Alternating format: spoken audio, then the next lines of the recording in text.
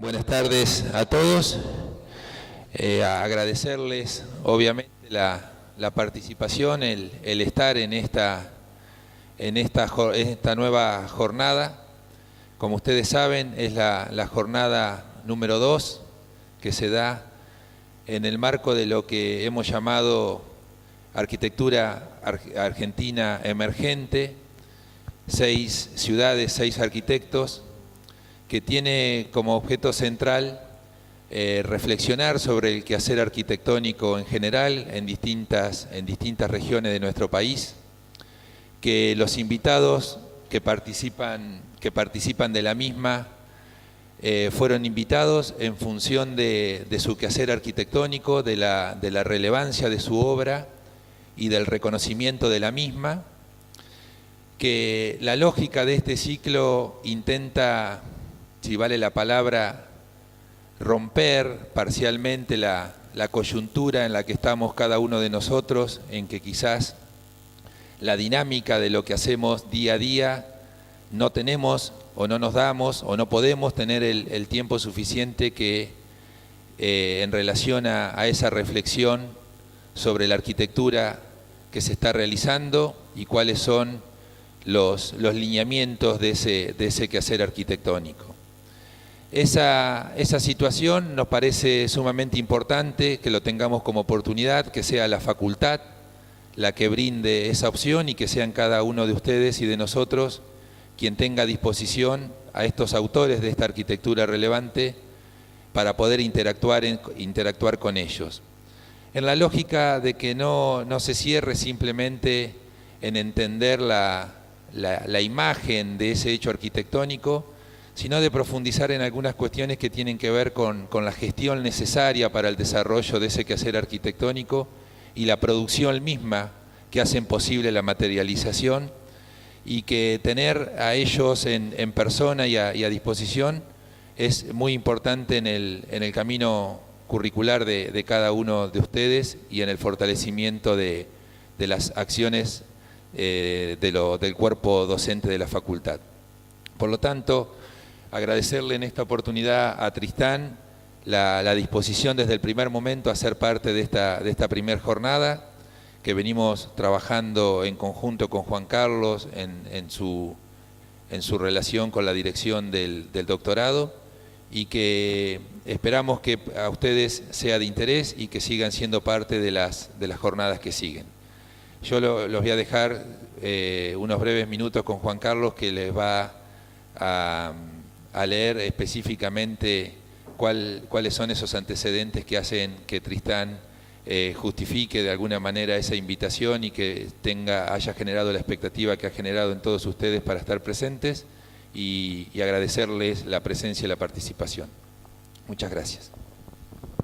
Bueno, gracias Tristán también. Como decía Gustavo, de los 6 invitados, rápidamente hablábamos recién con Tristán el apoyo a esta iniciativa, con lo cual poder tenerlo en esta oportunidad, en este segundo encuentro, en esta segunda charla, Tristán, y que ustedes los estudiantes, después de su presentación, pueden hacerle las preguntas que consideren necesarias y las dudas que tengan, me parece que es un aporte. Y la idea de que estos sean estudiantes de distintos talleres es poner un espacio dentro de la facultad de poder reflexionar sobre el proyecto de arquitectura, lo visible y lo no visible, en donde se mezclen los estudiantes de los distintos talleres. Me parece que también eso tiene la potencialidad, o como lo hemos ido pensando. Bueno, para no alargarlo, Tristán Diegues se gradúa como arquitecto en la FADU UBA en 1997 y trabaja en César Pelli y Asociados en New Haven, Estados Unidos, entre 1998 y 2000. A su regreso a Buenos Aires se asocia con Axel Friedman para comenzar su práctica independiente. Diegues y Friedman han completado proyectos residenciales y comerciales, entre los que se destacan los edificios de vivienda Clay 2928 y Dorrego 1711, la agencia RDIA y la Casa en Esquina en Buenos Aires.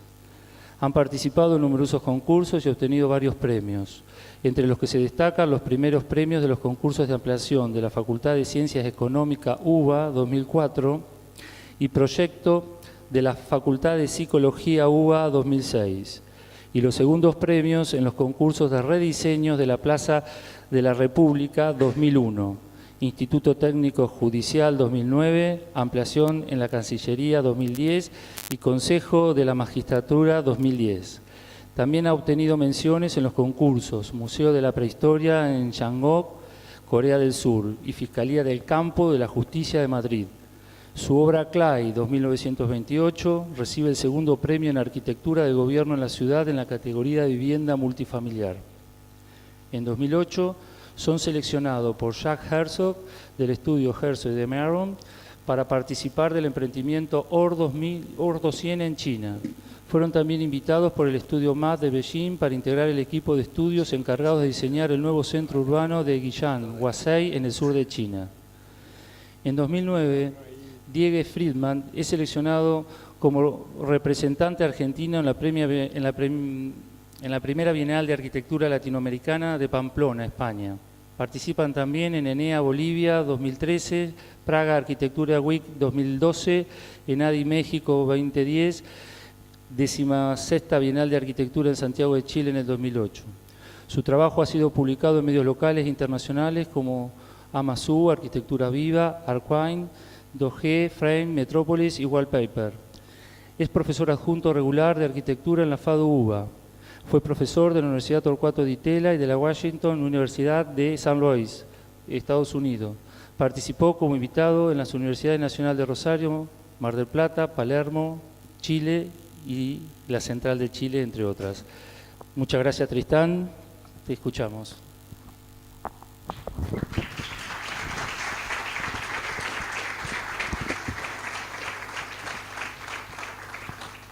Hola, ¿cómo están? ¿Se escucha, no? Al fondo. Bueno, muchas gracias, Gustavo, por la invitación. Gracias, Juan, por la presentación. Les voy a contar, si en algún momento empiezo a hablar lejos del micrófono, avísenme. Es la falta de costumbre. Les voy a contar proyectos, algunas obras y proyectos que hicimos los últimos 10 años con Axel, con mi socio, y contarles un poco las cosas que pensamos y las preguntas que nos hacemos mientras estamos como pensando los proyectos. La primera de estas cuestiones tiene que ver con la ciudad, y esto también tiene que ver con el espíritu del ciclo, ¿no? De traer o invitar 6 arquitectos de distintas ciudades, y que me hizo pensar estos últimos días en cuáles son las relaciones posibles entre el trabajo, lo que uno hace, y la ciudad donde uno creció. Y me parece siempre interesante pensar que, nada, hace más de 4 siglos viene alguien, dibuja este plano, que 2 siglos más tarde se convierte en esto que ya es una ciudad, y estos cuadraditos vacíos en realidad son un montón de edificios y un montón de cosas distintas, como se ve en este plano de relevamiento del siglo XVIII. Y después, otro siglo más tarde, en la década de 1880, alguien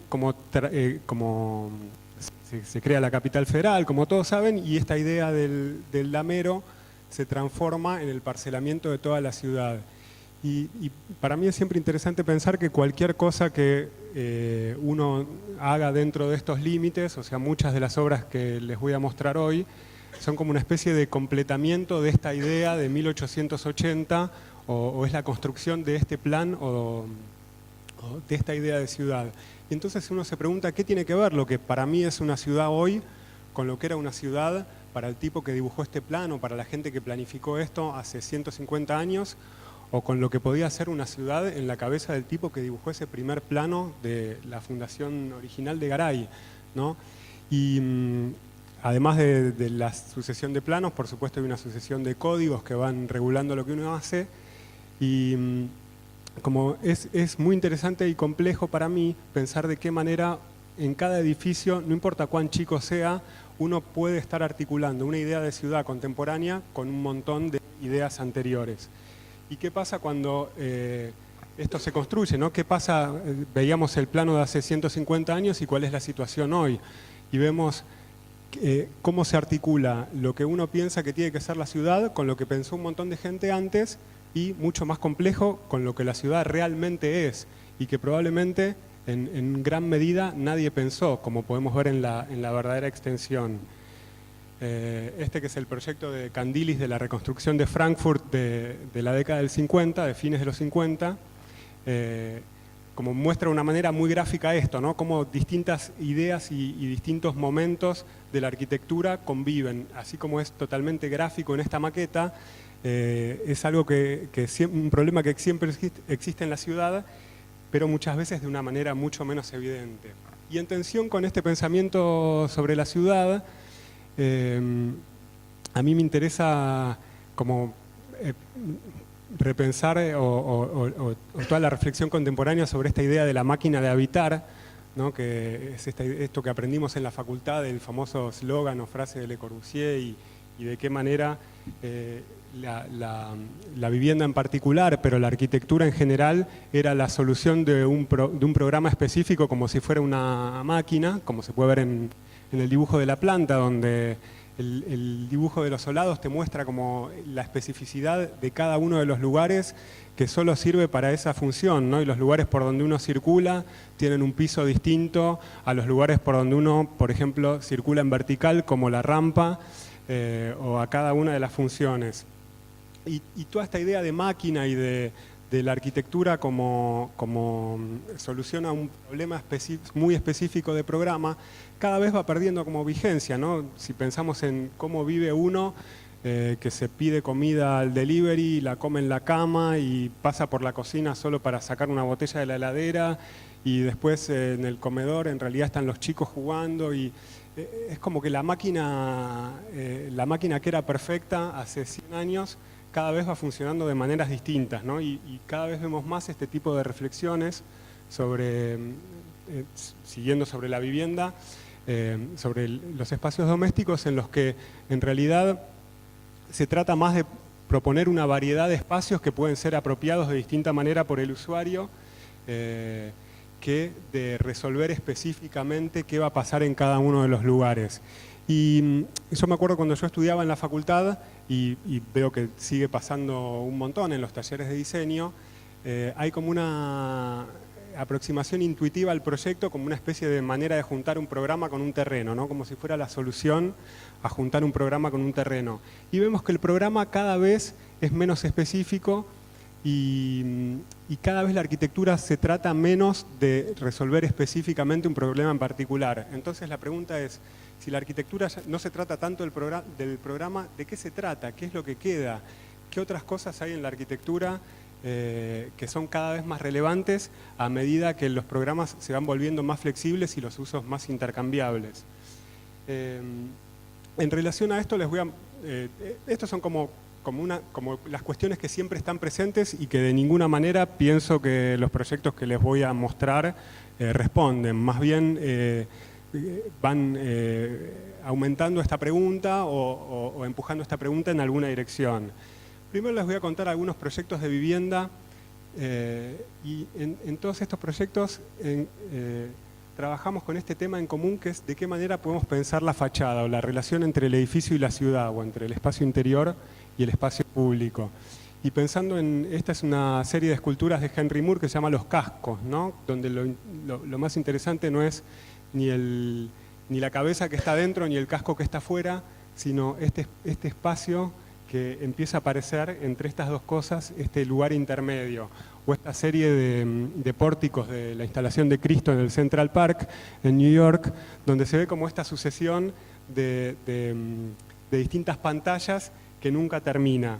Y entonces nos parecía, como siempre damos vuelta con los proyectos de vivienda sobre esta idea de qué puede haber entre el interior y el exterior que no sea solamente un plano, que es común ver ahora en muchos edificios de oficina, que es reducido al curtain wall con el vidrio pegado a su mínima expresión, ¿no? A centímetros. Y pensar qué pasa si esto, en vez de ser centímetros, en realidad son metros y son espacios de uso. A mí me gusta esta foto del obelisco porque todo parece que es re normal, y cuando mirás ahí arriba ves esa cosa rara que no tendría que estar ahí, que es una casa con techo a dos aguas, que en realidad es la casa que se hizo el dueño de la mueblería Díaz en la década del 20 o del 30, y que la mueblería era el edificio de abajo, ¿no? Como que se la construyó en su terraza, y se construyó una radio también, ahí se ven las antenas, que en ese momento era como el pico de la tecnología, como ahora tener un dron o un helicóptero, no sé.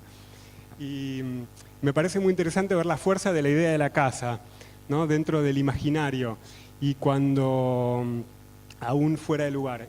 Y este es el primer edificio que nosotros diseñamos hace un poco más de 10 años, empezamos en el 2004 el proyecto, y en un terreno en Las Cañitas que nosotros encontramos y nos encargamos en ese momento de convencer a alguien de que lo compre y que podía hacer un buen negocio con eso, eran los primeros años después de la crisis, lo convencimos de que la manera de maximizar el valor de este terreno era hacer viviendas que fueran como una especie de casitas.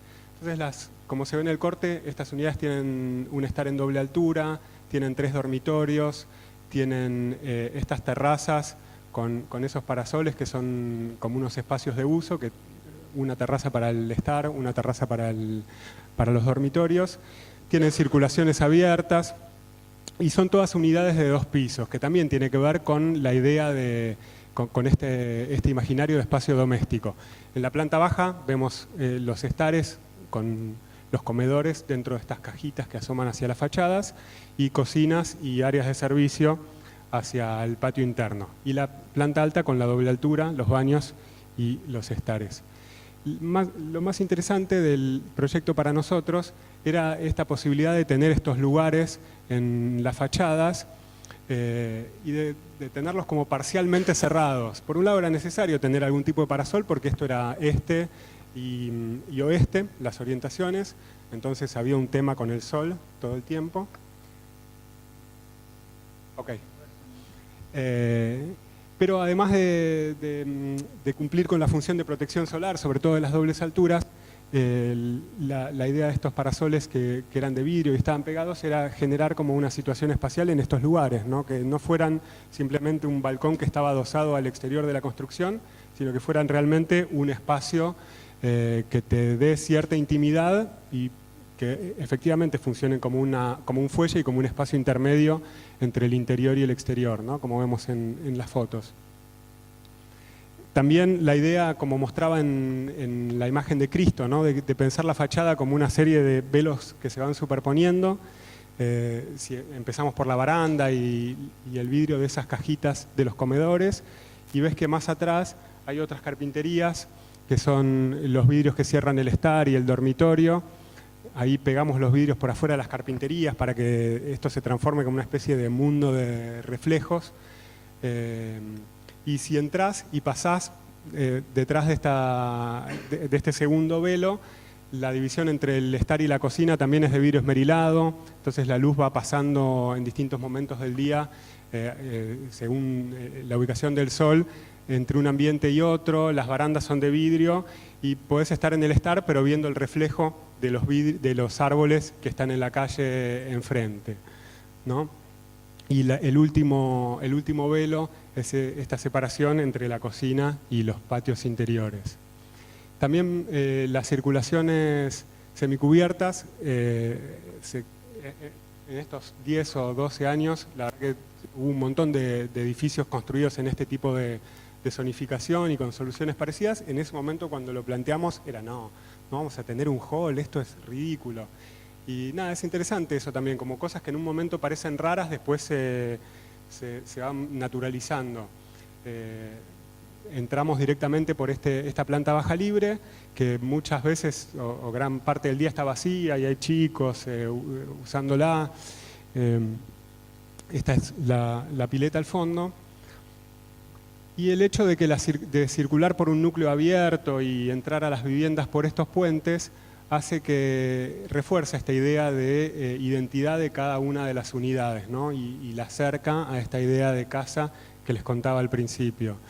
Estos puentes están colgados para poder maximizar el aprovechamiento de la planta baja con cocheras, y armamos esas 2 vigas grandes arriba y están colgados desde ahí.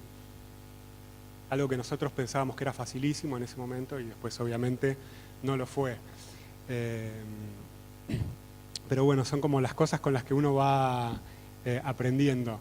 Es interesante que cuando estás trabajando uno tiene la voluntad de encontrar muchas veces soluciones que no son las convencionales, y es difícil darse cuenta cuando la gente te dice que no por comodidad o cuando te dicen que no porque realmente hay cosas que te traen un montón de problemas más. Pero en este momento, pero en este caso particular, la situación de los puentes hace que toda la circulación y todo el movimiento por el edificio es como por un espacio interesante y que libera totalmente la planta baja. Y recién abrís una puerta cuando estás entrando al hall de tu unidad. Varios años después, proyectamos otro edificio en un terreno, esta vez de simple frente, en una zona intermedia entre Palermo, Hollywood y Colegiales. Y era un terreno que tenía como particularidad que se podía construir una superficie relativamente limitada en relación al volumen construible. O sea, el terreno tenía un montón de aire que de alguna manera podía administrarse y darle una riqueza al edificio o a las unidades. Entonces, como esto quedaba frente a los que se ubiquen en la zona frente al mercado de Pulgas y a Canal 9, tiene edificios bajos adelante y una vista bastante abierta. Entonces pensamos que teníamos que tener todo ese aire en el frente y ver de qué manera lo aprovechábamos para las unidades que pudieran mirar hacia ahí. Entonces fuimos haciendo distintos juegos y distintos estudios con el volumen y llegamos a esta idea que nos parecía bastante interesante, de departamentos que te permitían que las unidades de atrás también tengan la vista, que todas las unidades del frente tengan terraza, y podíamos llegar a un proyecto que se veía más o menos así. Que era una solución que a nosotros nos parecía como muy súper interesante y una administración como interesante de la capacidad de los vacíos, digamos. Pero inmobiliariamente la gente que invertía en esto dijo, no, esto es imposible, tiene más terraza que espacio cubierto, ¿cómo hago para vender todas estas terrazas? Y ese tipo de razonamientos que también tienen que ver con una lógica del terreno. Entonces, el pensamiento siguiente fue, bueno, parte de este vacío pueden ser dobles alturas interiores y aumentarla, generar como un plus de espacialidad en el interior y parte mantener las terrazas. Pero las terrazas quedaban delante de los espacios en simple altura, si esto era un departamento, quedaban delante del dormitorio, entonces tampoco terminaba de funcionar. Y bueno, a partir de eso, como reacomodamos las cajitas y ahí todo empezó a tener un poco más de sentido y este fue el esquema con el que finalmente avanzamos, ¿no? Donde por un lado están las cajitas que son unidades más chicas que los clásicos monoambientes que fueron como lo que más se construyó, por lo menos en Buenos Aires en la última década, y lo interesante o el aporte o la libertad que logramos o la concesión que logramos del cliente, si se quiere, son esos departamentos intermedios que tienen parte doble altura, parte simple altura. De las dobles alturas uno puede salir a los techos de estas cajitas, que son una terraza que te da una vista casi 180 grados, o por lo menos era así en el momento que empezamos a construirlo. Ahora van a ver fotos de la obra terminada. Y entonces generar como entre todos estos monoambientes que eran el requisito de la inversión, como esta espacialidad adicional para muchas de las unidades. Esto es como nos imaginábamos la situación de las terrazas y las vistas mientras proyectábamos, y la relación entre estas terrazas se ve acá y la espacialidad de los departamentos.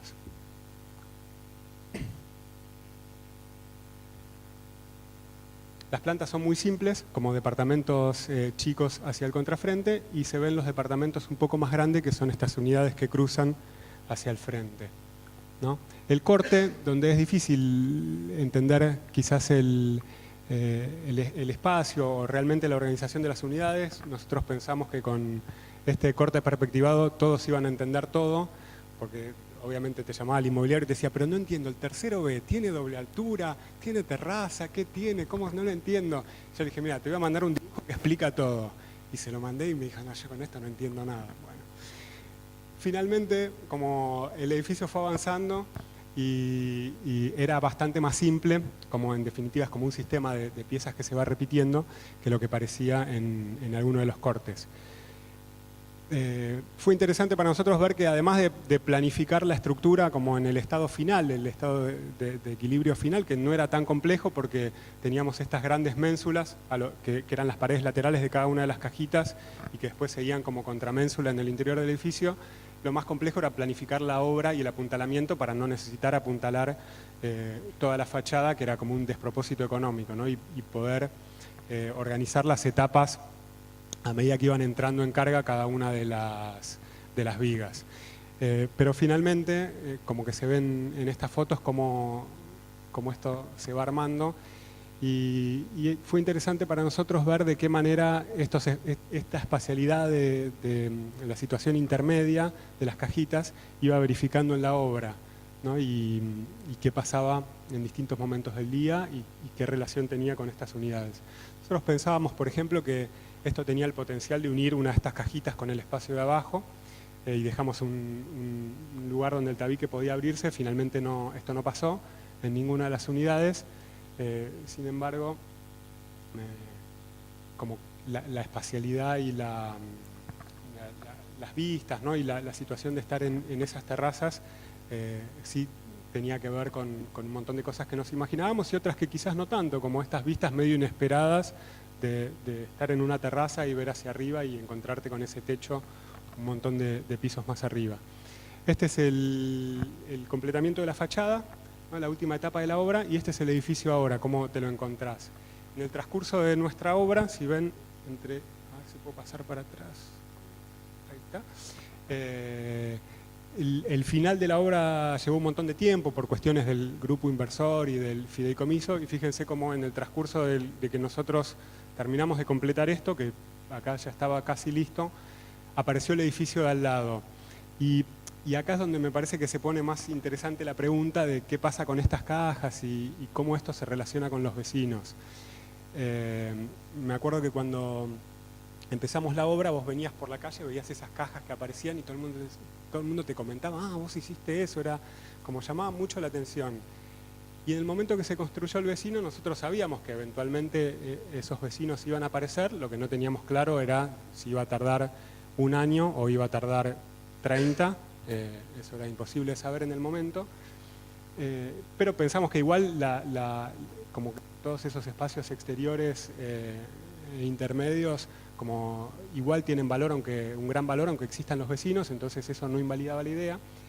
Pero lo que cambió para mí cuando apareció el vecino es que empecé a entenderlo más que como un objeto llamativo con esas cajas que le salían, como esta especie de vinculación posible entre la idea de la manzana y una idea más contemporánea de arquitectura o de espacio o de ciudad que tiene que ver con los vacíos y con el uso de los espacios exteriores, ¿no? Y como una posibilidad de que, como les contaba al principio, distintas maneras de pensar la ciudad coexistan en un mismo proyecto.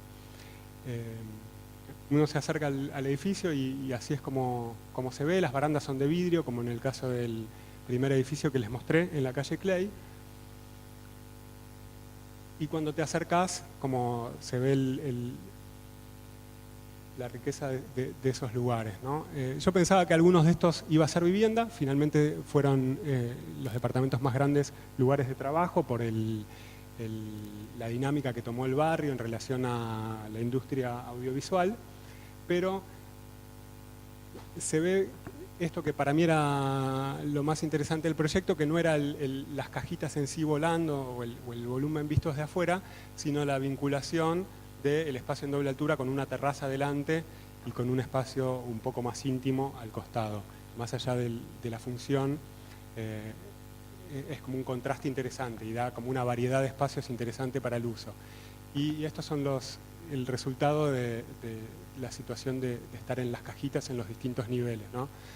Distintas si tenés la medianera al lado o en el caso del vecino izquierdo, que todavía no está completada la medianera, pero que eventualmente se va a completar. Y algunas de estas situaciones medio inesperadas que fueron apareciendo por el camino, ¿no? Y acá, bueno, esto como cuenta un poco esta historia que les decía de vinculación de la idea de la manzana con esta idea de los vacíos interiores.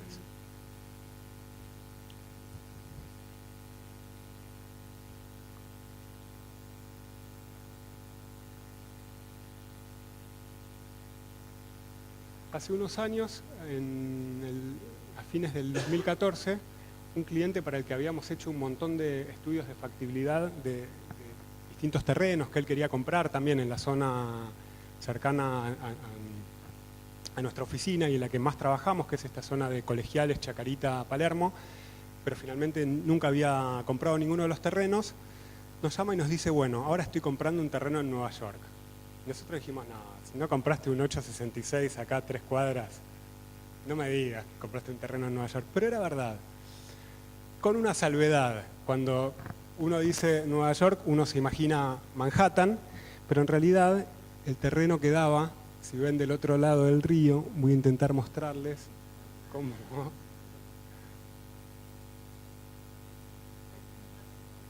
Ah, ¿dónde está? Entonces voy a volver para atrás. Este es el edificio del Citicorp y el terreno quedaba en esta calle, justo acá enfrente. Esta es una zona de New York que se llama, todo esto es Queens, de este río hacia la derecha es Brooklyn, y es una zona de Queens que se llama Long Island City. Y esta zona es muy interesante, que creció en la década del 90, se pensó que iba a explotar y el Citibank, que tenía su edificio principal acá, se compró este terreno, hizo un edificio gemelo o su segundo edificio acá, porque esto está separado a una parada de subte. Entonces, si bien es geográficamente lejos, como en relación a la conectividad de la ciudad, es muy cerca. Pero el barrio no explotó, contrariamente a lo que se imaginaban. Esto pasó muchos años después, o sea, está pasando ahora, con el cambio de zonificación que permite la construcción de más metros y de viviendas en esto que era originalmente un área industrial. Entonces, este es el carácter del barrio, se ve como la presencia siempre de Manhattan y la altura y el perfil de los rascacielos, ¿no? de la zona de Midtown, pero eso conviviendo con estos grandes bloques de ladrillo y estos edificios industriales, ¿no? Hay zonas como un poco más consolidadas de vivienda y otras calles, como la calle de este terreno particular, mucho más mezcladas, como algunos edificios de vivienda, como se ve en este caso acá a la derecha. La fachada de estos edificios era la foto anterior, junto con depósitos y todo tipo de edificios industriales. Esto empezó siendo un terreno, después se compró el terreno al lado y se transformó como en un proyecto de 250 pies de largo, que son unos 80 metros más o menos, o sea, un proyecto bastante grande. Y en un terreno donde se podían construir 8 pisos. Entonces nosotros, para empezar a proyectar esto, la verdad es que dimos un montón de vueltas, como no teníamos claro cuál podía ser el punto de partida. Y finalmente nos agarramos de esta idea, viendo de vuelta la foto de la calle. Es una avenida bastante ancha y que queda a 2 cuadras del río. Entonces tenía para nosotros la particularidad de que si vos de alguna manera lograbas no mirar de frente a tu vecino, sino mirar en diagonal, tenías una vista espectacular de Manhattan. Y entonces empezamos a pensar distintos tipos de departamento que en sus estares tengan como un balcón y la posibilidad de que uno tenga como esta vista larga y diagonal, en vez de que el departamento esté claramente orientado perpendicular a la calle, que sería lo lógico, ¿no? En un proyecto de vivienda. Y así armamos un departamento de 2 ambientes, un departamento de 3 ambientes, siempre con esta idea de una terraza ubicada en diagonal respecto al estar y a este retiro diagonal. Otra variante del departamento grande de 3 dormitorios y unos departamentos más chicos que iban como completando el espacio entre estas unidades mayores. Y jugando con estos ladrillitos básicos, fuimos armando un volumen que parece un juego, ¿no? Visto así, pero en realidad tenía muchísimas reglas que cumplir. En los 4 primeros pisos solamente podías retirarte un mínimo porcentaje de la fachada porque había que reconstruir la línea municipal. Después había retiros, pero esos retiros tenían una regla que se llama dormers, que es que se puede invadir parte del retiro, que es algo que generalmente se hace como a la izquierda con una especie de escalerita, y nosotros lo cambiamos por esas, en parte del proyecto, por esas cajitas que van volando. Entonces esto va generando terrazas para las unidades más grandes Y si bien parece como súper simple, en realidad tenía que estar ajustado estructuralmente, las dimensiones en relación a las dimensiones posibles de venta de los departamentos. Y otro requisito era que las terrazas fueran privadas de un departamento, que no tuvieran divisiones. Entonces, eso limitaba un montón el juego. Pero finalmente llegamos a este volumen con el desarrollo, que se transformó como en esta volumetría que cumplía con todas estas condiciones de tamaños de los departamentos, de privacidad de las terrazas y de distintos detalles del código de edificación. Este era el primer edificio que imaginamos en base a eso, un edificio todo de vidrio. Parece un edificio de oficina, decía alguno, como no estaba claro cuál era el carácter del proyecto. Y entonces volvimos a mirar el barrio, los proyectos de ladrillo, y pensamos en tener esta fachada como de pequeños parasoles de ladrillo que podían, obviamente tenían que ser prefabricados, podían ser exploramos distintos materiales. Nos parecía que era una vinculación interesante entre el carácter del barrio y este volumen como mucho más grande. Finalmente, toda esta investigación que hicimos sobre el ladrillo, que después pasó a la terracota, hablamos con distintos proveedores, presupuestos, asesores de fachada, quedó abandonado por una cuestión de presupuesto, y el otro material que nos permitía tener una relación con el pasado industrial o el carácter industrial del barrio era los parasoles, construir esto como parasoles metálicos, que es el camino por el que finalmente estamos avanzando. Y me parece como, me gusta ver esto como una especie de continuación del experimento de Dorrego, o de pensar el edificio de estas terrazas que pensamos originalmente como en una escala muy doméstica, y en el barrio de Colegiales como en una escala mucho más grande, y en realidad en este caso no tanto vinculadas a una espacialidad interior, sino la posibilidad de tener como estas vistas más largas a Manhattan y a generar como, de todos modos, un tipo distinto de espacialidad al habitual en el barrio. No, este es un proyecto que ahora se están terminando los planos de obra, que no hacemos nosotros, hace una oficina en Estados Unidos, con la que trabajamos juntos en el inicio del proyecto, y bueno, esperamos que empiece a construirse en el transcurso del año.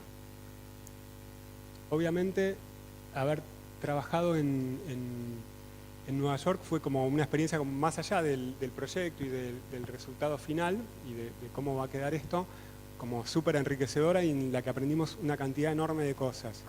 Y una de las que a mí más me llamó la atención, sobre todo como cuestiones del código y del pensamiento de la ciudad, una de las que más me llamó la atención y que tiene que ver con el proyecto de Dorrego que les mostraba, es la cuestión de las medianeras, ¿no? Ahora hay como en Buenos Aires están estudiando un cambio de código. Las medianeras parecen ser como el mayor enemigo de la ciudad, como que todo se trata de tapar las medianeras y de hacer edificios con formas a veces raras en sus interiores para que las medianeras no queden expuestas. Y era una de las cosas que pensábamos en el edificio de Dorrego, bueno, ¿qué pasa si están? ¿Qué ventaja tenemos si no están? Es como una especie de desafío a la medianera, por lo menos el frente del edificio. Y lo que entendimos en Nueva York es que la medianera no es un tema, porque en la medianera se pueden hacer ventanas si no hay un vecino construido. Mientras vos garantices la iluminación y la ventilación a través del frente y el contrafrente o patios, y no dependas de la medianera, vos podés abrir hasta un 35% de la medianera. Es algo bastante lógico, ¿no? Como que, ¿qué le molesta a alguien que está ahí abajo en una casa que vos puedas mirar hacia allá o recibas luz a través de tu ventana? Y no sé, me parece como interesante ver de qué manera a veces uno se va enroscando como con problemas locales que piensa que no tienen solución o que requieren soluciones muy complejas, y en realidad si ves el paisaje de los barrios menos consolidados de Buenos Aires, de cualquier localidad del Gran Buenos Aires, de La Plata o de muchas ciudades del país, ves un montón de edificios medio aislados dentro de un panorama de construcción de 2 o 3 pisos, con unas medianeras enormes, totalmente ciegas, o con 2 o 3 ventanitas ilegales. Es algo completamente innecesario, como que ¿a quién afecta que en esas medianeras haya ventanas, ¿no? Como, me pareció interesante ver de qué manera en otros lugares esto se resuelve de formas como mucho más simples. El último proyecto que les cuento en esta serie, distinto en su forma, es una propuesta que hicimos para una especie de torre en el barrio de Villa Crespo que intentaba, además de ser una torre que tenía una escala distinta a la de su entorno, establecer ciertas vinculaciones a través de estos departamentos que se ven ahí como cajitas amarillas, que van generando unas terrazas en sus techos y unos departamentos más grandes con unas dobles transparencias, como unos estares en doble transparencia, y que son como otra aproximación a esto que les contaba de cómo juntar la idea de la ciudad existente con la idea de una torre o de una ciudad futura y una espacialidad que tenga que ver con usar los exteriores y con incorporar los verdes dentro de la arquitectura. Otro tema para nosotros interesante es, considerando que los edificios son cosas quietas, que no se mueven, ¿no? Pero que uno está todo el tiempo en movimiento dentro de ellos, ¿de qué manera se puede pensar el movimiento dentro de la arquitectura? Y si pensamos en la arquitectura moderna, mismo entre Mies y Le Corbusier, hay casi una manera opuesta de entender el movimiento dentro del edificio, mientras que Le Corbusier te propone un guión preciso que el usuario tiene que seguir y una manera clara de moverte por el espacio. Vos tenés que subir por esta rampa y llegar ahí y mirar por esa ventanita y ver qué es lo que te encontrás, y casi que no hay otra opción. Mies no propone, como por el contrario, propone una multiplicidad de caminos posibles, como que tienen que ir descubriéndose. El momento quizás donde esto es más evidente es el acceso, ¿no? Piensen en el acceso de la casa Curuchet con el pórtico que no te deja ninguna duda de por dónde hay que entrar, o el acceso de la casa Jordan en este caso, o tantos de los edificios de Le Corbusier, en oposición a Mies, que en algún lugar de esa fachada de vidrio hay una puerta, se los aseguro, pero nada, anda a encontrarla, como que lo que el edificio te está diciendo es, bueno, fíjate, como, no sé, mirá un poco, da la vuelta. Entonces, dentro de esta manera opuesta de plantarse en relación a qué es lo que el edificio le propone a la gente que se aproxima de cómo moverse y de qué manera condiciona su movimiento, se abre un campo como enorme que para nosotros fue interesante como explorar en muchos proyectos. Les voy a contar solo uno, que fue un proyecto colectivo que hicimos en China, que lo cuento porque fue como una experiencia llamativa o singular dentro de nuestra práctica, que eran 10 arquitectos de distintos lugares. Ahí está Julian Desmet, es el segundo, Jan Song-ma es el primero, Bjarke, todos lo conocen, Michel Roskin de México es el último. Y bueno, ahí como parte de este equipo está Su Fujimoto, que desde entonces hizo un montón de proyectos increíbles. Y éramos 10 estudios o 11 estudios para hacer lo que ellos llamaban un nuevo centro urbano. Y bueno, nada, nos invitaron a China y fuimos a ver de qué se trataba este nuevo centro urbano. Entonces, lo primero que hicieron fue mostrarnos el primer centro urbano que estaban construyendo, que era este. Fíjense la maqueta, ¿no? La escala de la maqueta, había agua, de verdad, las luces se prendían y se apagaban, era algo increíble. Como una especie de, no sé, super Puerto Madero, millones de metros cuadrados que habían construido en los últimos años. Y querían hacer una versión de arquitectura contemporánea dentro de este no era el lugar, esta es la provincia, se llama Guizhou, la provincia, y es como al norte de Hong Kong, un lugar súper, como casi tropical, verde, ¿no? Como la imagen que uno tiene de Vietnam o Camboya o lugares como quizás más al sur. Y dentro de esto que era como un lugar de vacaciones en China, había como un lugar bastante cerca del río que era el terreno. Fíjense la topografía, ¿no? Todo era como súper interesante, pero y bueno, lo que también participamos en otro proyecto en China en el mismo año, fue el 2008, que se llamaba Ordo 100, que eran 100 casas hechas por 100 arquitectos de distintos lugares dentro de un master plan que hizo Ai Weiwei, que es un artista muy famoso, pero también es arquitecto, fue el arquitecto local del Nido de Pájaro, de Herzog, del Estadio Olímpico, y era quien había hecho el master plan. Y pasó algo parecido en los dos proyectos, como que te invitan y te dicen, bueno, yo quiero tu opinión, quiero que me des tus ideas sobre cómo hacer el desarrollo. Entonces todos pasamos 1 o 2 días como pensando en cómo tenía que ser el master plan y desarmando la maqueta que había y cortando estos bloques de cartón.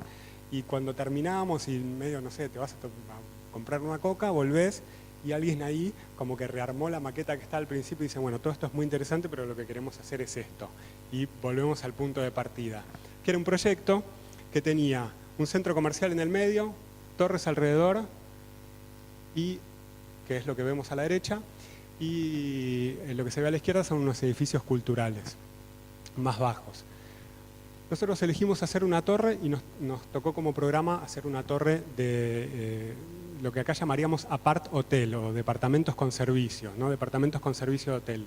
Bueno, pensamos, nunca habíamos hecho una torre, pensamos qué es lo que no queríamos hacer. No queremos hacer una forma escultural que después se completa con losas adentro y a la que se le puede sacar una foto si te vas a 1 kilómetro.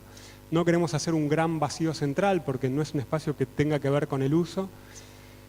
Y nos acordamos de las imágenes cuando estábamos llegando a este lugar, todo lo que veías desde el avión o lo que veías cuando recorrías, y es que toda la superficie, absolutamente toda la superficie, está cubierta por terrazas y sirve para el cultivo de arroz. Y las terrazas son muy interesantes porque son una forma súper compleja geométricamente, pero que sale de una regla muy simple que es unir puntos que están a la misma altura, ¿no? Y después el resultado es la relación entre esta regla y la forma de la topografía. Y también tienen como esta cosa a mitad de camino, ¿no? Como que tiene lo agrícola entre lo natural y lo artificial, ¿no? O sea, es un trabajo del hombre, pero invadido por el agua, el verde, por los cultivos de arroz, pero también por un montón de plantas. Y entonces tenía como este carácter que nos parecía muy interesante. Y la propuesta fue de qué manera podíamos incorporar esta idea de las terrazas dentro de una torre, y esto nos podía permitir movernos medio diagonalmente, además de tener un núcleo, ¿no? Considerando que esto es un lugar de vacaciones, donde la gente va a hacer deportes, como si fuera a ir acá a Córdoba o a Bariloche. Y esta espiral de vacío, esta es la propuesta que presentamos, esta espiral de vacío podía alojar todas las funciones públicas del programa, que eran un montón, ¿no? Eran un bar, una piscina cubierta, un spa, algunos jardines exteriores, un gimnasio, un salón de fiestas. Entonces, ese corte iba envolviendo la torre y en los vacíos que se iban generando iban apareciendo todos esos programas. Poníamos 3 jardines para que, según el momento del día y la posición del sol, siempre hubiera un jardín que estuviera en sombra y un jardín que estuviera con sol. Entonces, según lo que quisieras hacer, siempre tenías un lugar disponible, y este era el resultado. Lo interesante, o una de las cosas que para nosotros fue un aprendizaje importante de este proyecto, es que en estos emprendimientos todo el mundo está muy apurado. Entonces te llaman y te dicen, bueno, listo, volvete a tu país, en 3 semanas me tenés que mandar el anteproyecto. Y vos decís, no, pero pará, todavía no entiendo nada. Llego después de viajar 30 horas y tardo una semana en recuperarme. Y entonces, claro, todos llegamos y empezamos a conectarnos entre nosotros. Bueno, ¿qué vas a hacer? ¿Cómo vas a hacer? ¿Cómo te vas a comunicar? Y la verdad que es un tiempo en el que a duras penas uno puede plantear una idea, difícilmente uno puede coordinar una idea con otros equipos. Entonces, pasaron el tiempo de la presentación. Este es el resultado de lo que nosotros les mandamos. Se ven los jardines exteriores, ¿no? Ese vacío y los accesos. Teníamos una propuesta de estructura de cómo sostener esto colgándolo del núcleo central, aprovechando las paredes entre las unidades, y la relación entre esto y el paisaje. Y lo que les contaba es que después de mandar esta presentación empezamos a ver qué había pasado en los otros terrenos y qué habían hecho los demás estudios, ¿no? Este, por ejemplo, es un proyecto comercial de Serie, que es un estudio de Londres y de Mumbai, que tenía que ver con la topografía del lugar. Otro proyecto comercial de Mass Studies, que es un estudio de Corea. Un edificio cultural de Julian Desmet. Este es el hotel que hizo Bjarke, que es este prisma inclinado. Pero después apareció esto, que la verdad que fue algo como bastante terrorífico. Y lo muestro porque es como la contracara, si querés, de esto que yo les contaba en el caso de Dorrego, ¿no? Como que lo mirás y te das cuenta que faltan 2 siglos para que esto se junte entre sí y forme un todo coherente. Pero para nosotros fue como un aprendizaje muy grande de, primero, la importancia de las reglas urbanas, de la planificación y de la vinculación entre la arquitectura y la ciudad. A mí cada uno de los edificios, o muchos de los edificios en particular, me parecen súper interesantes. Después el concurso, esto se frenó y reconozco como cierto alivio al enterarme que como esto finalmente no avanzó, más allá de que nosotros estábamos como muy contentos con nuestra propuesta. Y toda esta sutileza de pensar de qué manera como distintos momentos de pensamiento sobre la ciudad se articulan en un solo proyecto está totalmente ausente en estos casos, ¿no? Y en estos proyectos como hechos con este apuro. Y el tercer tema del que les voy a mostrar algunos proyectos tiene que ver con el corte, ¿no? Y de qué manera el corte para mí es como la posibilidad de pensar en un solo dibujo en un montón de cuestiones relevantes de la arquitectura, ¿no? En particular el espacio y la separación de funciones, pero sobre todo la estructura y la entrada de luz, ¿no? Este es el corte que hace Paul Rudolph de su departamento arriba de un edificio en Manhattan. Y fíjense, ¿no? de qué manera está pensada como los accesos de luz, la separación de las losas, de las paredes, las estructuras, la luz que entra por acá sigue por otro lado. O sea, toda la información que está presente solamente en este dibujo. Y con esta idea de los cortes en la cabeza hicimos hace unos años el proyecto de esta agencia de publicidad en Núñez. Era un terreno que la verdad que no aportaba casi ninguna información particular. Tenía como un fondo más o menos abierto, 2 vecinos de la altura que se podía construir en el barrio, 8,66 de ancho. Y entonces pensamos, bueno, ¿qué es lo que va a pasar acá adentro, ¿no? Y lo que pasaba ahí adentro era esto. Esto es lo que hacen en la agencia de publicidad. Nada, todas estas animaciones muy divertidas y complejas. Esto era no me acuerdo cuál de los mundiales, este era el combo Bambi, por ejemplo, que era uno de los combos de Cablevisión. Y además del combo Bambi, tenían el combo Mostaza. De hecho, una de las reuniones con el cliente la tuvimos mientras estaba filmando esto, con Mostaza Merlo. Bueno, todo era como un poco bizarro. Entonces, lo que yo me di cuenta como viendo al personaje, viendo la manera de trabajar, es que en realidad lo que teníamos que hacer era un lugar para gente que se estaba divirtiendo, no estaba trabajando como en una sucursal de banco, no era un call center, era otra cosa. Y existe un modelo de oficina para gente que trabaja de esta manera, que es el modelo de las empresas de tecnología. Pero como que es un modelo que está en constante avance, ¿no? Ahora, si piensan en los campus nuevos de Apple en Cupertino, o el proyecto de Bjarke Ingels para Google. Pero originalmente era esto, como una especie de gran jardín de infantes para adultos, ¿no? Que tenía más que ver con la decoración, ¿no? Que tiene que parecer una playa, con ahí la alfombra que es la arena y el bote y no sé qué, pero que arquitectónicamente son espacios completamente banales. Entonces el desafío era de qué manera podríamos generar algo que sea interesante y que tenga que ver con generar relaciones posibles, pero que no sea una caricatura de un espacio de diversión, ¿no? Ya sea un jardín de infantes o un lugar de vacaciones. Me acordé de este libro que es un ilustrador japonés que se llama Tadonori Yoko y que hizo un libro todo dibujando las esquinas en forma de Y de Tokio. Y él cuenta que el interés para él de estas esquinas es que vos estás en un punto en el que ves como 2 futuros posibles al mismo tiempo y es totalmente distinto a estar en una esquina de Buenos Aires. No digo de La Plata porque en La Plata sí existen, pero... Y entonces pensamos cuál sería la traducción de esto en el espacio de un lugar de trabajo. Este es el puente de Sydney, ¿no? Donde la Y está en corte en vez de en planta, y esto nos daba una pauta. Y también, como me acordé del trabajo de Gordon Matta Clark, que hacía estas intervenciones en los edificios vaciándolos y generando cortes para tener como vistas totalmente inesperadas. Y armamos este proyecto en el que, además de la vista del plano en el que uno se encuentra, que siempre está abierta porque las divisiones interiores son de vidrio, uno puede tener esta vista diagonal y desde la vereda ver el cielo a través del edificio, o estar en esa terraza en el contrafrente y ver a la gente y a los autos pasando por la vereda, atravesando el lugar de recepción, una sala de reuniones y esa terraza al contrafrente. Las plantas son muy simples, hay como todos los servicios están pegados a una ala medianera y el corte se verifica en el resto de la planta. Esto es como nos imaginábamos que iba a resultar esta idea y cómo pensábamos que desde el lugar de recepción uno podía tener como toda esa vista, ¿no?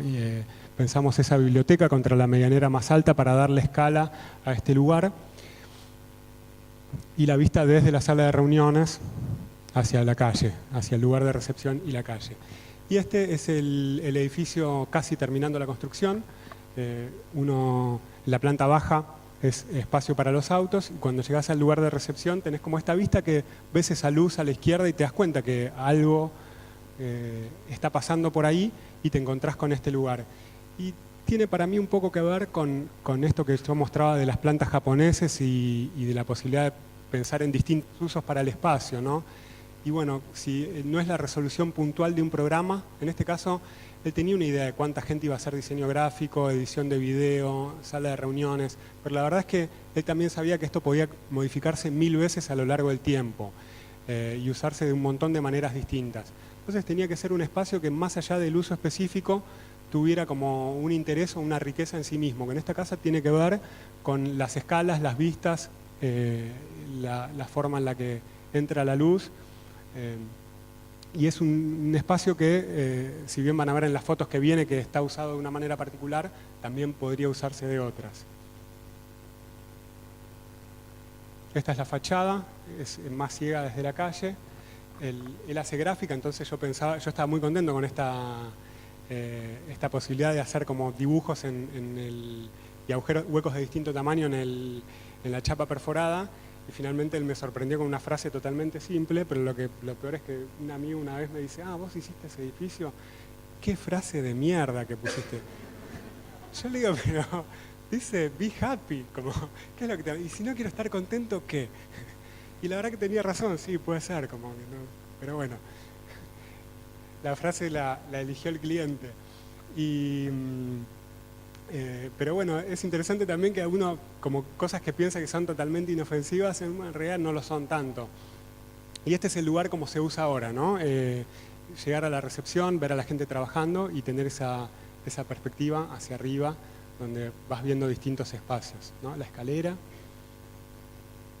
este espacio intermedio en el frente, delante de la recepción, y los distintos lugares de trabajo. El del primer piso, el del tercer piso, la sala de reuniones.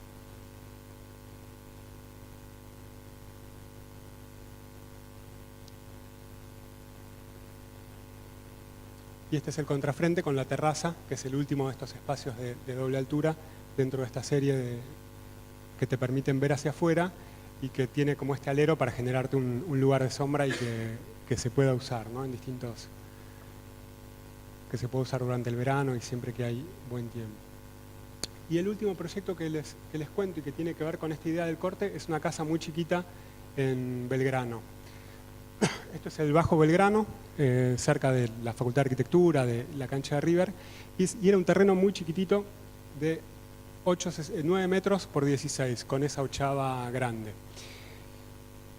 Y cuando uno veía el terreno vacío, lo más importante del terreno, más que la pisada en planta, era la forma de estas medianeras, ¿no? Como la limitación de estos vecinos en corte. Entonces, la primera idea fue poner un volumen que no se pegue a la medianera y que genere una especie de raja o de separación o de aire por donde pudiera entrar la luz y donde pudiéramos poner algunos elementos circulatorios, pasillos o escaleras. Y esto lo combinamos con una segunda idea que fue desde la calle bajar un poquitito o subir un poquitito, como en el caso de esta tipología tradicional de Boston, ¿no? Que es una especie de manera de duplicar la planta baja. Entonces aparecieron estos cortes, llegamos a estos cortes, donde se ve el volumen separado de la medianera y las escaleras que van ocupando ese lugar. Y este otro corte, en el otro sentido, donde a la izquierda uno puede ver cuál es el nivel de la vereda y cómo desde ahí o subís medio nivel para llegar al plano del estar o bajás medio nivel y llegás a este lugar de trabajo o playroom semienterrado debajo del estar. Y el subir el estar medio nivel te permitía en la vinculación con la calle, solamente teniendo un muro bajo de cerramiento, un muro bajo desde el estar, porque ya subiste 1,5 metros, entonces con otro 1,5 metros de pared, estás totalmente a resguardo de las vistas desde la calle y cumplís con toda la problemática de la seguridad que tiene que ver con construir hoy en la ciudad. pero seguís teniendo una vista como muy abierta al entorno y a los árboles del barrio, ¿no? Como van a ver cuando les muestre la foto. Y es una especie y además de eso, lográs tener como un estar de mayor altura, ¿no? Como un espacio dentro de una casa donde todo está apretado, como de dimensiones más grandes y que se siente como de otro tamaño. Esta es la planta más baja con el playroom que vemos acá a la derecha, un lavadero y una zona de servicio. El plano del estar con su terraza por delante y la escalera por la que se llega, y subiendo unos escalones más, unos 80 centímetros, tenés el comedor y la cocina, y por último la planta de dormitorios arriba, ¿no? Las plantas también son como muy simples en relación a la complejidad de los cortes. Esto era lo que pensábamos que iba a ser la casa y lo que fue asomando de la casa en el proceso de construcción. Acá se ve la separación entre el volumen de hormigón y la medianera y cómo ese espacio se usa para circular y las distintas escalas que va proponiendo el corte de la casa. Y esta es la casa construida, la vista desde la esquina. De qué manera se ve que el entorno es abierto, ¿no? Están estos árboles y lo interesante de que desde el estar no tener una pared a 3 metros que te cierra la vista, que era un poco el desafío de este terreno tan apretado, te permite que desde el estar el límite sea más la copa de los árboles que realmente una pared. La situación de entrar abajo de ese pequeño voladizo de 1 metro que hace la casa por esta cinta de hormigón, y una vez que entra dentro de este patio puede ingresar al lugar de abajo o al estar de arriba. Los vidrios generan como toda esta cantidad de efectos medio raros, ¿no? Si miran la sombra, parece como ¿qué pasó acá con la sombra cortada? Y creo que es la luz que rebota acá en el vidrio, ilumina una parte de la sombra, pero bueno, van a ver en todas las fotos como muchos de estos efectos que tienen que ver con los rebotes de la luz que entra por distintos lugares. Acá se ve lo que les contaba de qué manera el estar, si bien es un terreno muy chico, sin haberlo elevado mucho, tiene como una situación bastante abierta. ¿Y qué pasa cuando entra la luz? Está bien, estos son unos minutos en el mediodía, pero la luminosidad que da la raja está siempre presente dentro de la casa.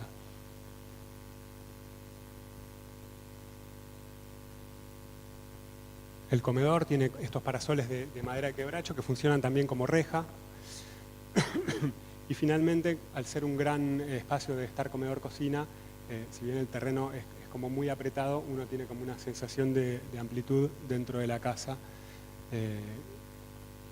por haber separado de esta manera las distintas funciones, ¿no? Este es el patio desde abajo, el espacio del subsuelo, la planta de los dormitorios. Y quizás el espacio más interesante es este, que es el más estrecho, que es el de la escalera, ¿no? Que es donde la luz se filtra entre los escalones y se van generando distintos efectos, pega contra el hormigón, pega contra el vidrio y rebota, y van pasando todas estas cosas que van cambiando con las estaciones y con los días.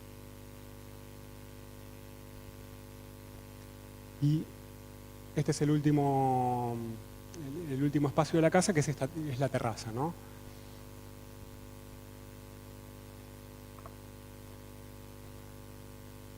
Y les muestro unas imágenes de la misma secuencia de entrada a la casa, pero de noche. Y un poco la iluminación tiene que ver, sobre todo cuando veamos las imágenes interiores, con intentar replicar los efectos del día, como hay luz en esa misma raja que está iluminada, que se ilumina durante el día, y también es durante la noche la manera de iluminar el estar. Y creo que esta imagen cuenta un poco como sintetiza esta historia que les contaba de cómo la casa es como una serie de lugares amplios que a través de estos recursos del corte o estas pequeñas tácticas de corte, cada lugar funciona, pero manteniendo como una idea de amplitud y luminosidad. Lo que nos pasó haciendo muchos de estos proyectos, y una de las cosas que pasó en muchos, pero en particular en la casa, que habíamos nosotros trabajamos mucho con imágenes 3D, ¿no? Y siempre hacemos renders para contarles los proyectos a los clientes y para entenderlos nosotros.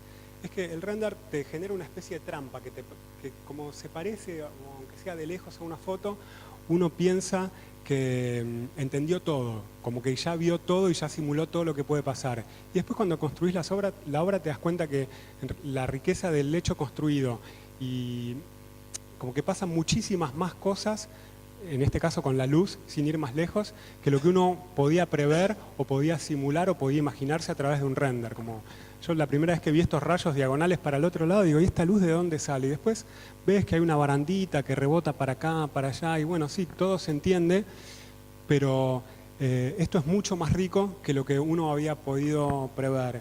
Y de la misma manera que pasa con la luz, pasa con la gente cuando usa los espacios, ¿no? Casi todas las fotos que les mostré son sin gente y ahora les muestro como la otra cara de todos estos proyectos y es qué pasa cuando la gente ocupa estos lugares. Y siempre, inevitablemente, se usan de una manera que no es, por lo menos no es exactamente la que uno había imaginado. Y entonces, dentro de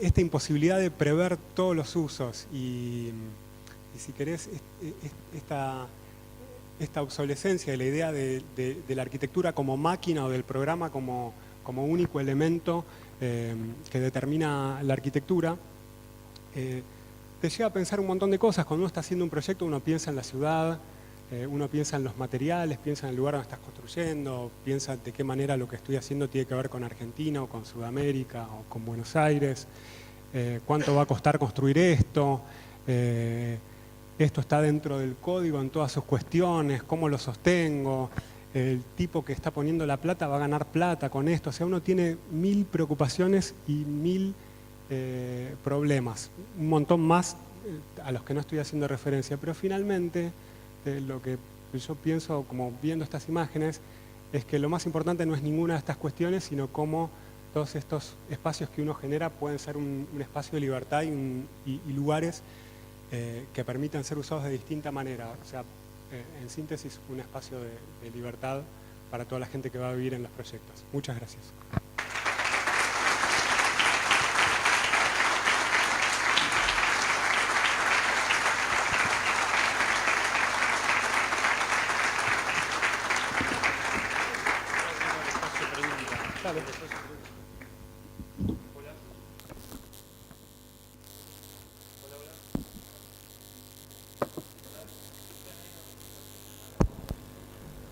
Hola, sí. Bueno, vamos a abrir el espacio de preguntas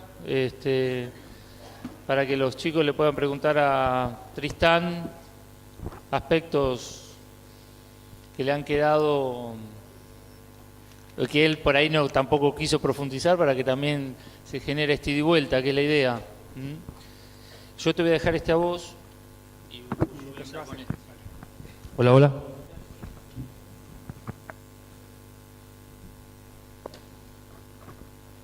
Anímense, ¿eh? No.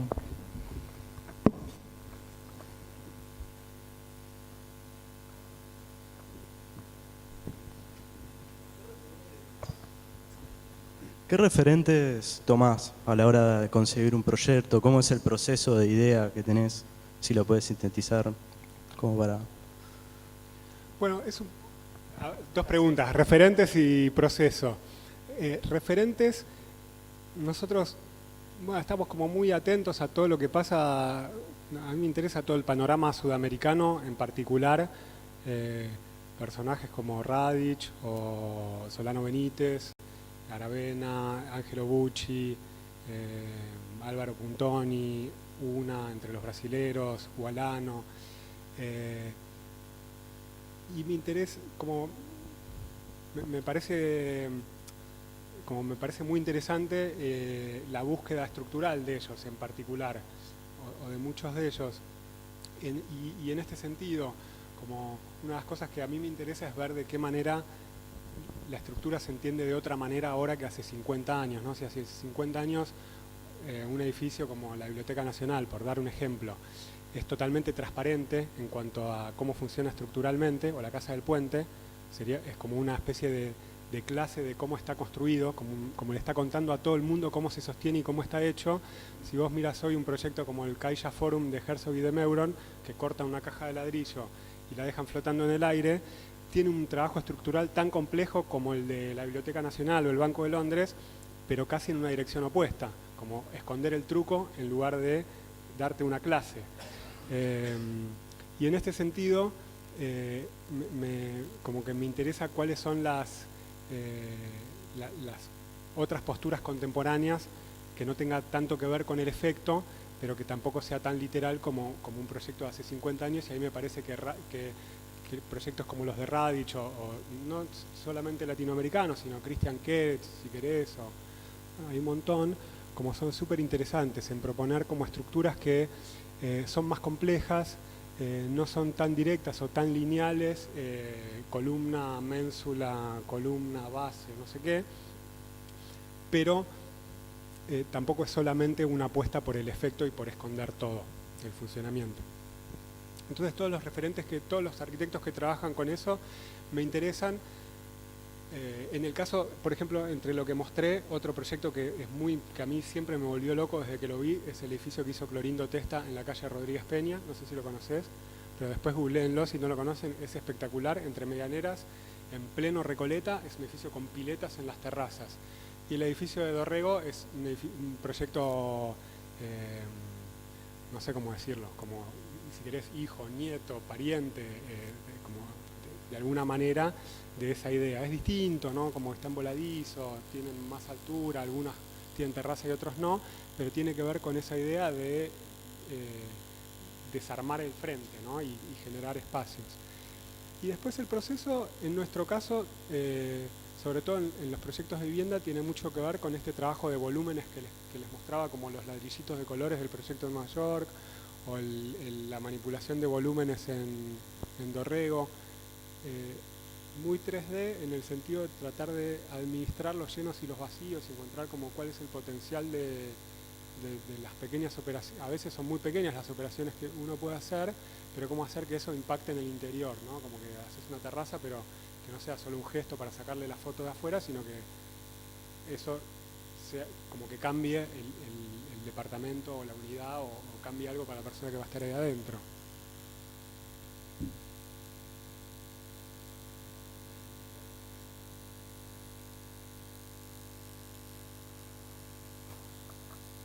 ¿Todo callado? Tuviste muy claro, parece ser.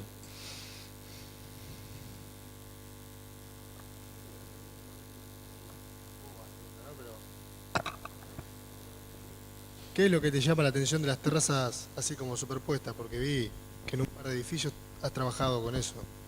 Como que, no sé explicarme, pero una así, otra así. Bueno, en el caso de Dorrego, como la particularidad que tienen las terrazas es que tienen triple altura. Como al hecho de estar, como están así superpuestas en ese edificio, como cuando estás ahí estás en un lugar muy alto.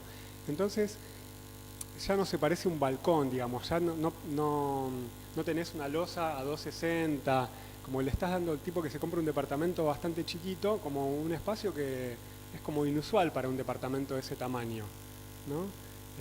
No es un patiecito, porque no es, la verdad que no tiene esa intimidad, tiene otro carácter, pero no sé, me parece que es distinto el resultado que si todas estuvieran una arriba de la otra. Yo creo que se ve en las imágenes, o por lo menos yo lo siento cuando estoy en las terrazas, ¿no? En las imágenes que se ve de las terrazas. Es distinto a el espacio convencional que uno está acostumbrado en un lugar doméstico, que es una losa a 260 continua.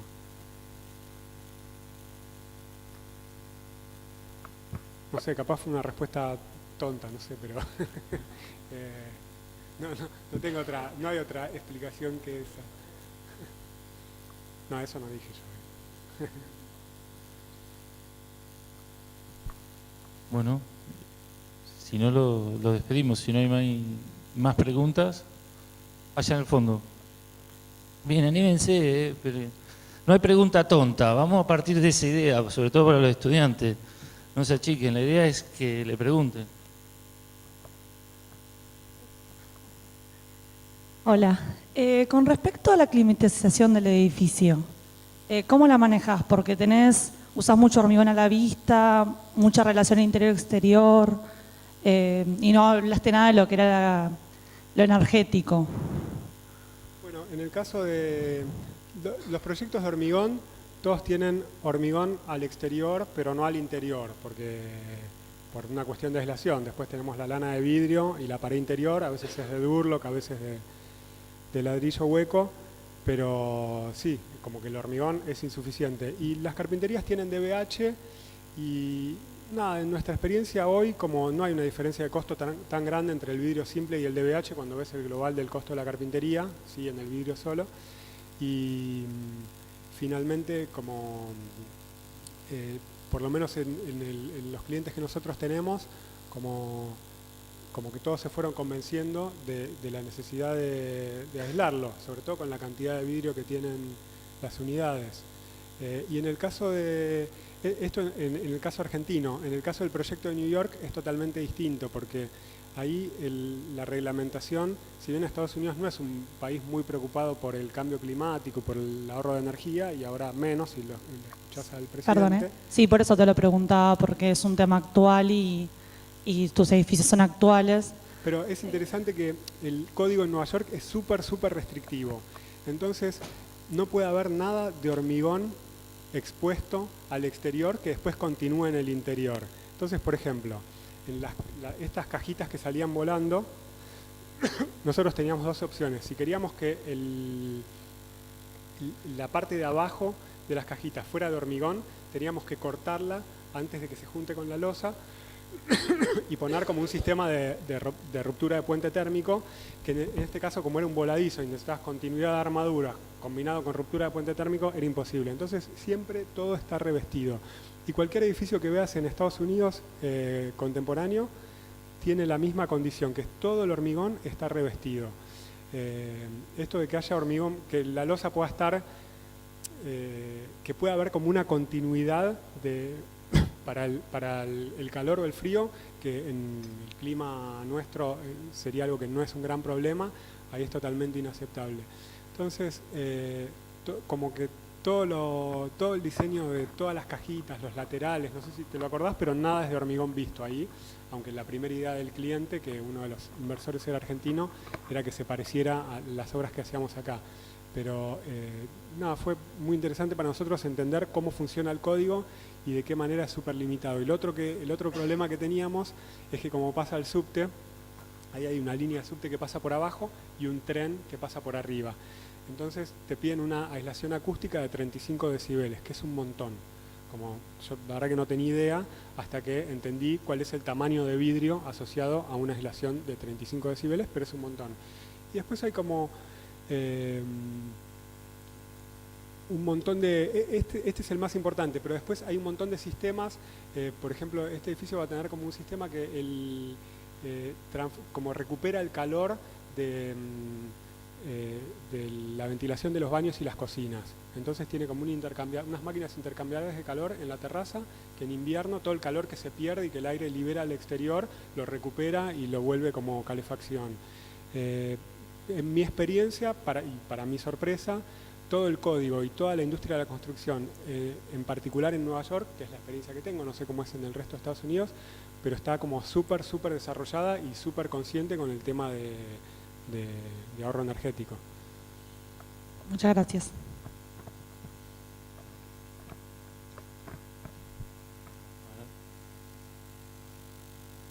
Y lo otro, perdón, pero ya que hice este comentario sobre Estados Unidos, como que hago el otro que está junto.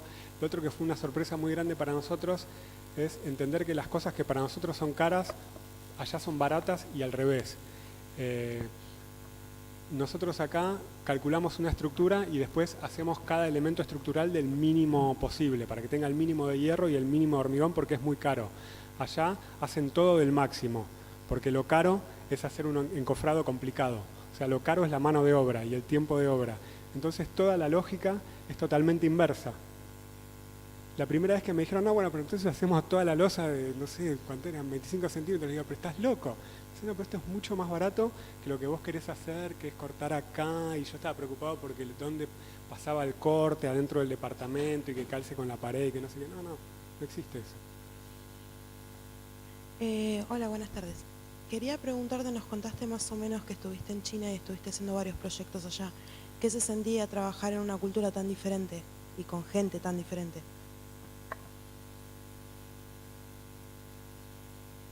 Nosotros hicimos 2 proyectos que ninguno de los 2 se construyó, entonces como lo que yo te puedo contar o mi visión es totalmente parcial y es solamente de, si querés, del anteproyecto hicimos, o no sé, el primer tercio o 25% del proceso de diseño y sin participar de la construcción. Para mí fue, como hubo un montón de sorpresas, la primera tuvo que ver con los tiempos y la velocidad de todo, y el 0 tiempo para la reflexión sobre lo que fuera, el tiempo de las obras, la cantidad de horas de trabajo de la gente. O sea, nosotros somos como arquitectos, trabajás un montón de horas, le pones un montón de empeño y de golpe vas a un lugar donde te das cuenta que la gente, todo el mundo está trabajando mucho más que vos, es sorprendente. Y eso es una de las cosas que más nos impresionó.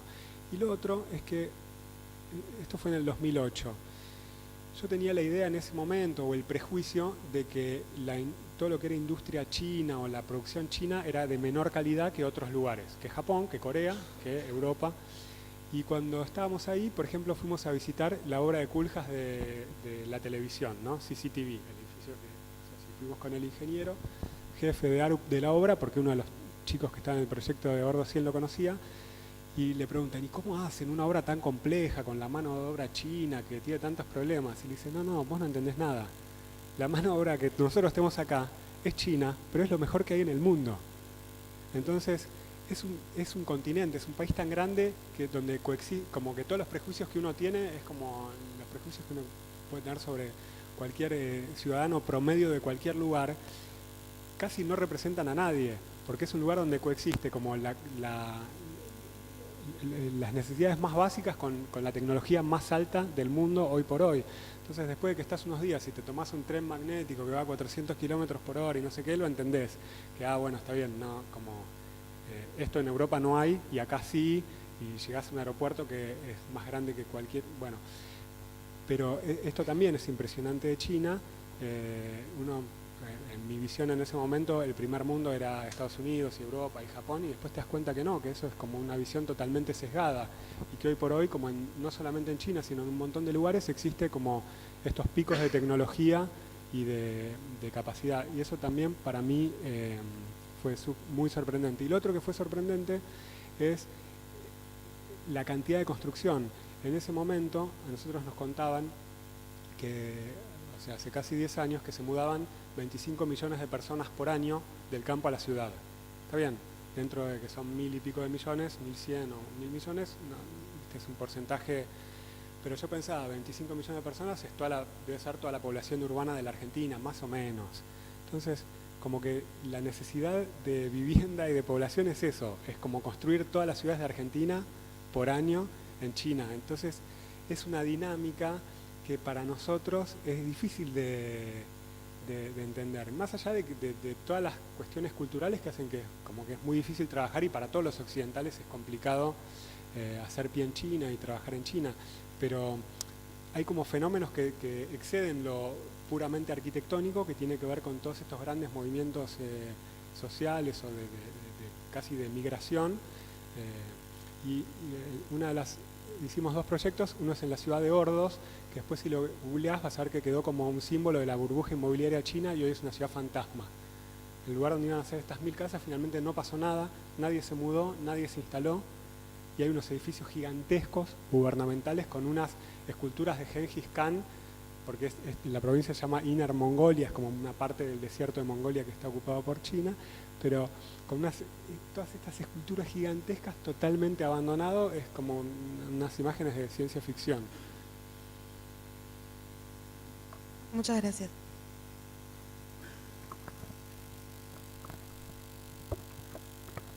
¿Qué más? ¿Pregunta?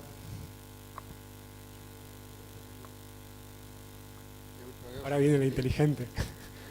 El poco original de mi parte, pues ya el otro día le pregunté lo mismo a Morini.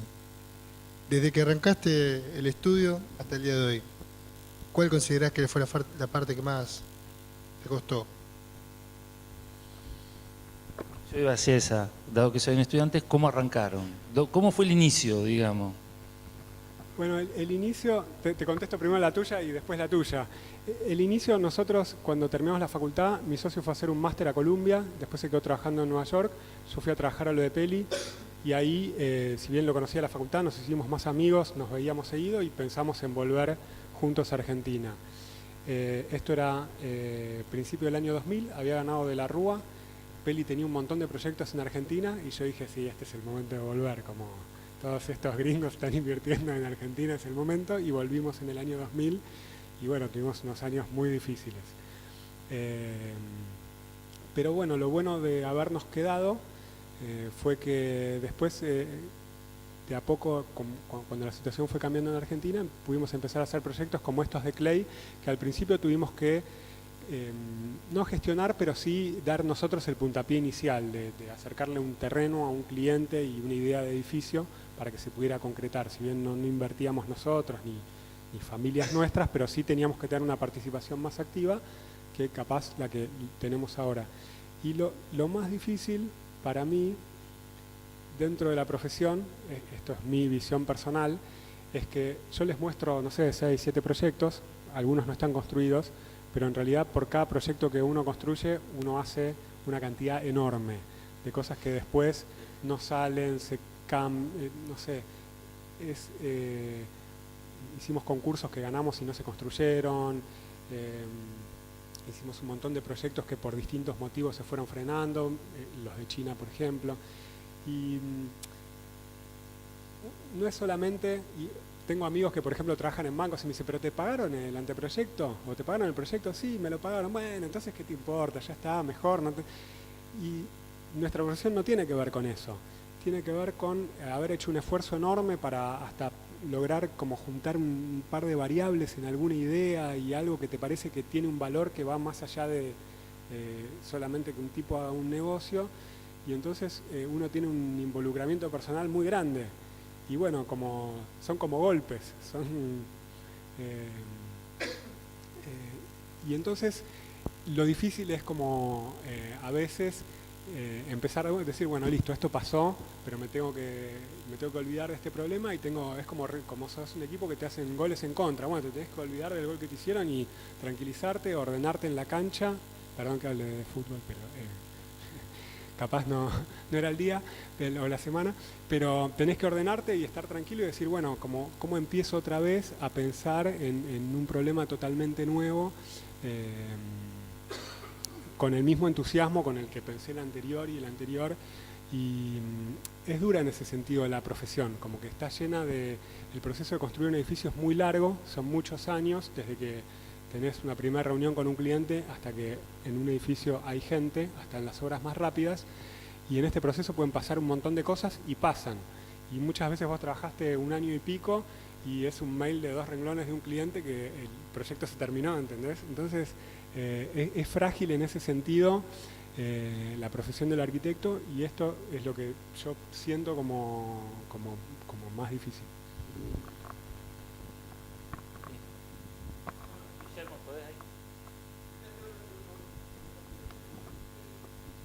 Sí.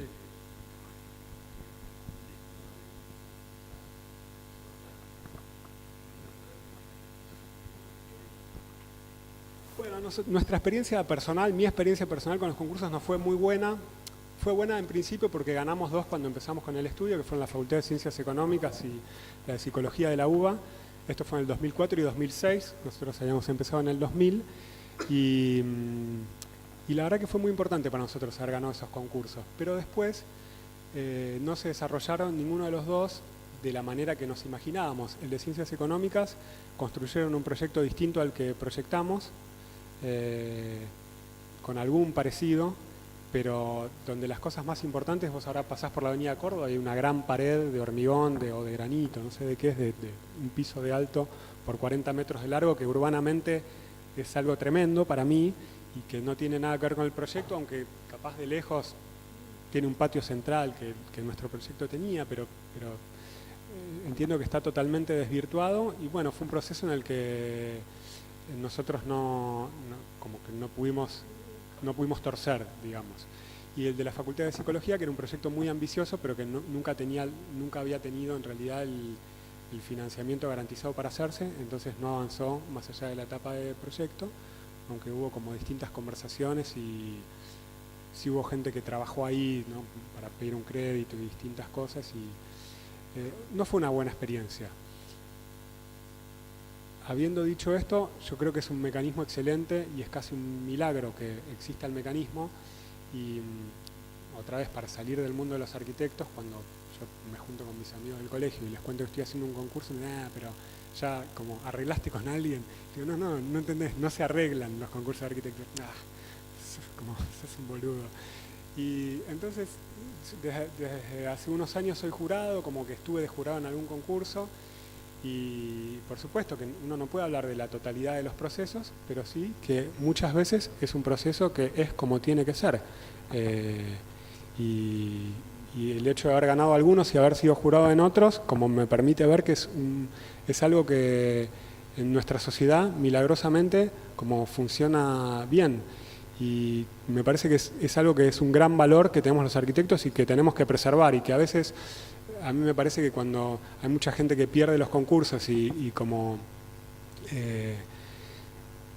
no entiende que hay una diversidad de criterios posibles y que el fallo es solamente el reflejo del criterio de un jurado determinado en un momento determinado, y quiere como terminar con el sistema de concursos porque perdió, me parece que es como algo, un gran error. Más allá de que no me gusten todos los proyectos que ganan los concursos o no comparta todo, y obviamente perdí muchísimos más concursos que los que gané, pero me parece que es algo que tiene un valor enorme y que y yo también estoy contento de ver como mucha gente, como es la herramienta para que un montón de gente más joven, Franco por ejemplo, y que trabaja con los chicos que dan clase conmigo en la UBA y ganaron una cantidad enorme de concursos y esto les permite pensar en una cantidad de proyectos que si no, como para esa generación sería como mucho más complicado. Entonces pienso que es un valor enorme y que tendríamos que intentar cuidarlo y mejorarlo un poquito, más que intentar darlo vuelta, para mí, en mi criterio personal. Bien. Acá. Muy bien, se van animando, ¿eh? Hola. ¿Cuál fue el proyecto que más te llegó así personalmente a nivel que digas, yo hice eso y cada vez que pases por ahí vas a decir, esa es mi obra? No sé, porque como tenés una visión un poco idealizada de... Sí, te pasa eso, pero también te pasa cuando haces la obra que vos sabés un montón depende de la personalidad de cada uno, pero vos sabés todas las cosas que están mal y yo por todas las obras que paso me fijo en el detalle del coso que ya sé que no me gustó cómo quedó y no sé si estoy tanto como para inflar el pecho como para decir, que, no sé, como, qué sé yo, hay distintas reacciones. Es muy, como que hay muchas decisiones y cualquier obra que yo mire, como que tengo un montón de críticas internas y un montón de cosas que aprendí haciéndolas. Entonces, no sé si pasa tanto eso de cuando pasás enfrente de sentirte un grosso, sino que como que es mucho más complejo que eso.